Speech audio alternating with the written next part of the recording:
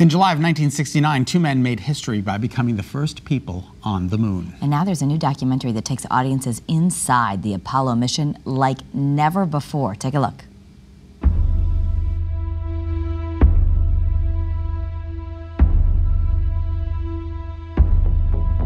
I'd like to know what you feel as far as the responsibilities of representing mankind on this trip.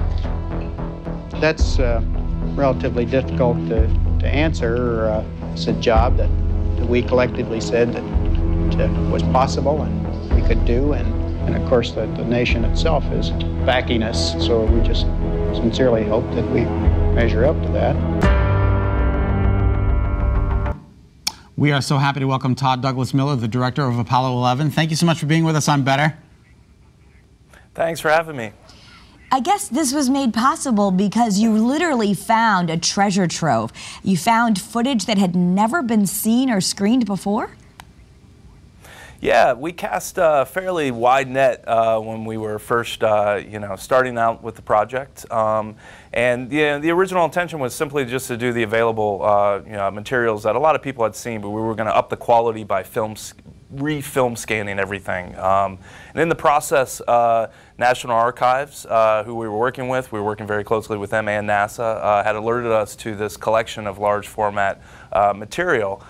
So didn't know what was on it. A lot of the reels did say Apollo 11. They did have some dates in and around the launch date, but it wasn't until we actually tested some of the footage with our restoration team that we found what was arguably one of the greatest film archive discoveries in history. Todd, what do we get? Can you give us? I mean, there's 50 years of history here. Can you give us one thing that we might learn that's brand new that we might not have known before? Sure, it just wasn't the footage, it was also the audio. So we were given access to 11,000 hours of mission control audio. So during the landing, for instance, you hear for the first time a lot of the backroom decisions when alarms are going off, when the fuel's getting low, when Neil Armstrong and Buzz Aldrin are trying to navigate their way to the lunar surface. You hear the decisions that are being made in the back room to alert the flight controllers in the front room on what the status of some of the alarms are. I also, on a lighter note, I understand you reveal a lot of humor, and it was a time that you want people to understand where everybody all around the world is focused on one thing. So it was a time of unification. Yeah, it was never lost on me or the entire team when we were working with this over the years that, this program, the Apollo program, was the work of hundreds of thousands of people all coming together. And it was spread across tens of thousands of companies, but they all came together in less than a decade for, this monumental feat to put a human on the surface of another world for the first time. From what I understand, there's no narration. How is the story told? So we wanted to strictly keep with the archival materials.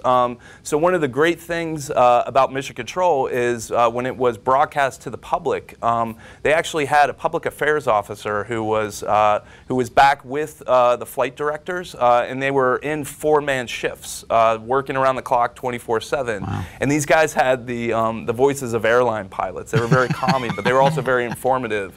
So they would alert the public or to people like me all the technical jargon that the flight controllers are talking with the astronauts. They would actually in real time, almost like you're watching a sports event, they were like the announcers on the sidelines giving you the blow-by-blows and doing it in a way that you could understand. So it was just kind of a natural fit to go with that for the film.